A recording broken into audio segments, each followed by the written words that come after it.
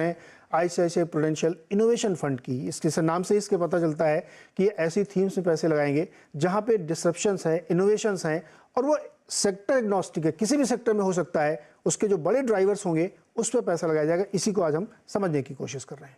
अब वैभव, आपके प्रेजेंटेशन में लिखा गया है कि innovation does not really mean technology, यानी सॉफ्टवेयर कंपनी ही का मतलब नहीं होगा कि डिसरप्शन है। ये एक बड़ी थीम है कि अलग अलग सेक्टर्स में एनेबलर के तौर पे आईटी को यूज करके एक डिसरप्शन को किया जा रहा है, एक इनोवेशन को किया जा रहा है, उसको हम कैप्चर करेंगे। ये थोड़ा मुझे इसलिए समझाइए क्योंकि बहुत बड़ा हिस्सा टेक्नोलॉजी का ही इसमें रोल प्ले हो जाता है, तो ये कैसे आप लोग प्ले करेंगे? बेसिकली हम क्या बोल रहे हैं कि टेक्नोलॉजी और टेलीकॉम जो है वो इनेबलर्स हैं innovation. And as you rightly pointed out, without technology and telecom, I think technology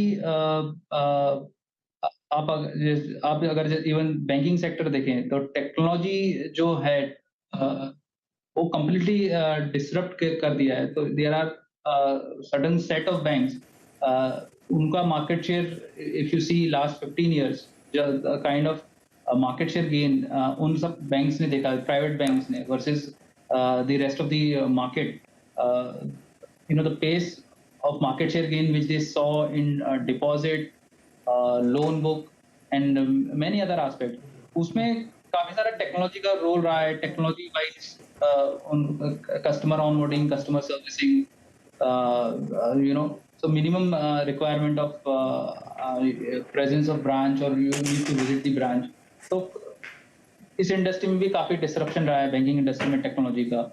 retail industry में काफी बड़ा रोल रहा है टेक्नोलॉजी का, जो सप्लाई चेन ऑटोमेशन है, entire integration of supply chain to replenishment, you know, automatic tagging the inventory and all of those things, उसमें भी काफी बड़ा एक रोल रहा है। क्योंकि रिटेल इंडस्ट्री में जनरली थिन मार्जिन इंडस्ट्री है रिटेल, तो because of that technology has helped a lot in creating the efficiency in the retail industry,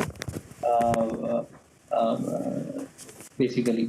So हर एक इंडस्ट्री में ऐसे एग्जांपल्स हैं। तो ये वाला आपने बहुत अच्छे से एक्सप्लेन किया कि टेक्नोलॉजी पर से का मतलब एनेबलर्स से आगे बढ़ के जो उनको प्रोवाइड करें। तो इसमें फिर कुछ सेक्टर मुझे लगता है छूट जाएंगे, जैसे एफएमसीजी को अगर मैं लूं तो वहां पे उसके जो प्रोवाइडर्स हो सकते हैं उनमें तो बहुत टेक्नोलॉजिकल चेंज हो रहा है, लेकिन जो प्योर एफएमसीजी कंपनीज हैं वो छूट जाएंगी क्या इसमें से? सर एफएमसीजी में एक डिस्ट्रीब्यूशन साइड में आप बोल सकते हैं कि एक नया ट्रेंड इमर्ज हो रहा है, डायरेक्ट टू कंज्यूमर D2C। तो कुछ कंपनीज जो हैं वो डायरेक्ट टू कंज्यूमर फोकस कर रही हैं, वो direct to customer kind of brands बना रही हैं। सो वहां पे एक्चुअली एक डिस्ट्रीब्यूशन साइड में there is a parallel network which they are trying to create. तो एक वो हो सकता है, और दूसरा कुछ एफएमसीजी कंपनीज हैं जो कि काफी सारा R&D में भी इन्वेस्टमेंट करती हैं। पर्सनल केयर प्रोडक्ट हो गए या फूड प्रोडक्ट्स हो गए। सो इसमें भी काफी सारे सालों से रिसर्च करने के बाद they try to bring one differentiated product in the market.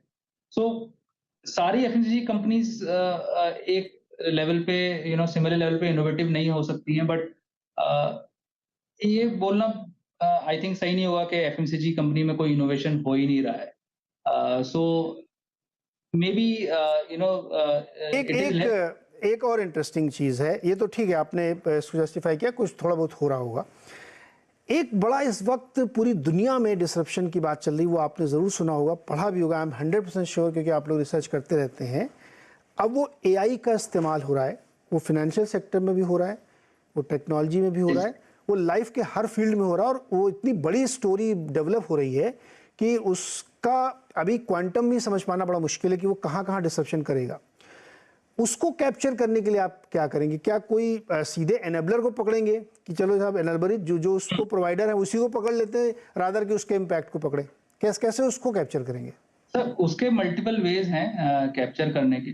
तो इंडिया में कुछ एक कंपनीज हैं जो कि डिजिटल फर्स्ट कंपनीज हैं, उनका बिजनेस मॉडल इज 100% डिजिटल।